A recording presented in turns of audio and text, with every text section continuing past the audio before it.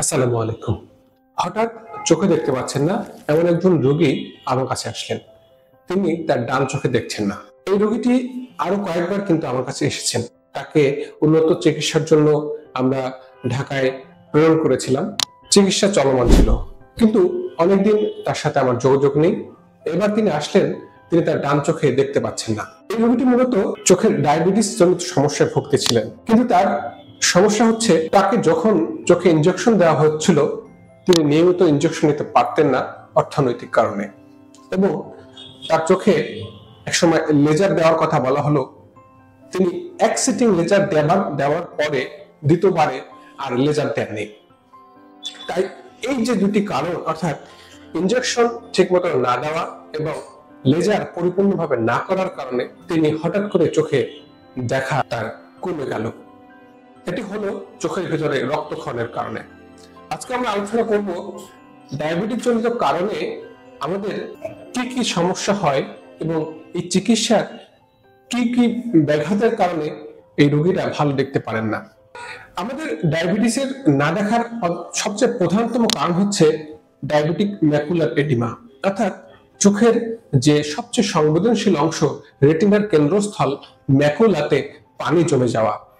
এই রোগীদের পানি যখন জমে যায় তখন তার প্রথম চিকিৎসা হচ্ছে ডায়াবেটিস কন্ট্রোল রেখে তার চোখে এক ধরনের ইনজেকশন দেওয়া, যাকে আমরা বলি এন্টি-ভিজিএফ ইনজেকশন। এন্টি-ভিজিএফ ইনজেকশনের অন্ততপক্ষে 3টি ডোজ আমরা দিতে রোগীদেরকে বলে থাকি।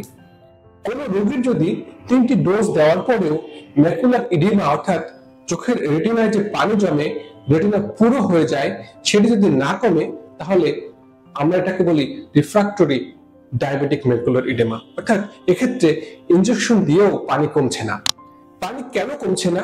এর অনেকগুলো কারণ থাকতে পারে। তার মধ্যে একটি হচ্ছে তার ডায়াবেটিস কন্ট্রোলে নেই। 2 নম্বর হচ্ছে তাকে যে ইনজেকশনটি দেওয়া হচ্ছে সেই ইনজেকশনটি সে নিয়মিত বিরতিতে নেয়নি, অথবা চোখে অন্য কোনো সমস্যা আছে, অর্থাৎ তার ইনজেকশনে আর কাজ হচ্ছে না, তাকে লেজার করতে হবে। তার চোখে এত পরিমাণে নতুন রক্তনালী তৈরি হয়েছে যে সেটি আর ইনজেকশনের মাধ্যমে চিকিৎসা করা সম্ভব হয় না। তো আমার এই যে সম্মানিত রোগী ছিলেন, তিনি চোখে একাধিকবার ইনজেকশন নিয়েছেন কিন্তু নিয়মিত বিরতিতে নেননি, এবং একটা সময় যখন তাকে তার চিকিৎসক লেজার করতে বললেন, তিনি এক সিটিং লেজার করে পরবর্তীতে আর ফলো আপে যাননি এবং লেজার না করে পরবর্তীতে এই অবস্থায় ছিলেন। এবং তার ইতিহাস ঘেটে যেন জানা যায় তার ডায়াবেটিস কখনোই কন্ট্রোল থাকে না। তাহলে ডায়াবেটিস কন্ট্রোল না থাকা, লেজার পরিপূর্ণভাবে না নেওয়া এবং অনিয়মিতভাবে ইনজেকশন নেওয়ার কারণে এই রোগীর চোখের পানি কমেনি, এবং দীর্ঘদিন চিকিৎসার বাইরে থাকার পরে নতুন রক্তনালী তৈরি হয়ে সেখান থেকে রক্তক্ষরণ হয়ে ভিট্রিয়াস হেমোরেজ হয়ে তিনি এখন চোখে পুরোপুরিভাবেই কম দেখছেন, বলতে গেলে অন্ধ হয়ে গিয়েছেন, যদিও এর চিকিৎসা রয়েছে। তাহলে কয়েকটি বিষয় হচ্ছে যেটি আমাদের নিজস্ব গাফিলতির কারণে হচ্ছে, অর্থাৎ আমি সঠিকভাবে ডায়াবেটিক নিয়ন্ত্রণ করছি না। 2 নম্বর, আমি চিকিৎসকের পরামর্শ অনুযায়ী সঠিক সময় অন্তর অন্তর সঠিক মাত্রার ইনজেকশন নিচ্ছি না, অথবা আমি লেজার পরিপূর্ণভাবে করছি না। এছাড়াও কিন্তু কিছু কারণ রয়েছে যে কারণে অনেক রোগীদের চোখের এই পানি কমতে চায় না।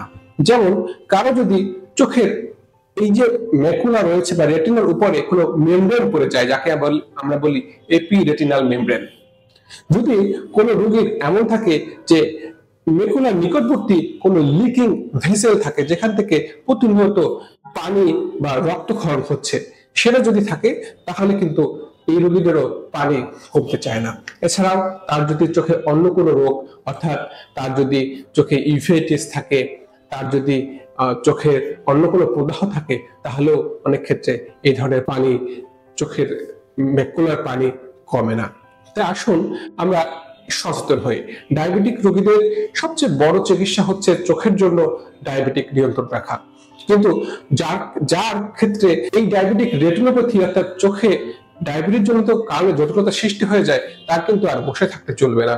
অবশ্যই সুশৃঙ্খল ভাবে চিকিৎসকের পরামর্শ অনুযায়ী সঠিকভাবে চিকিৎসা নিতে হবে, না হলে কিন্তু অকারণেই অবেলায় চোখে অন্ধত্ব নেমে আসতে পারে। আসুন সচেতন হই। আসসালামু আলাইকুম।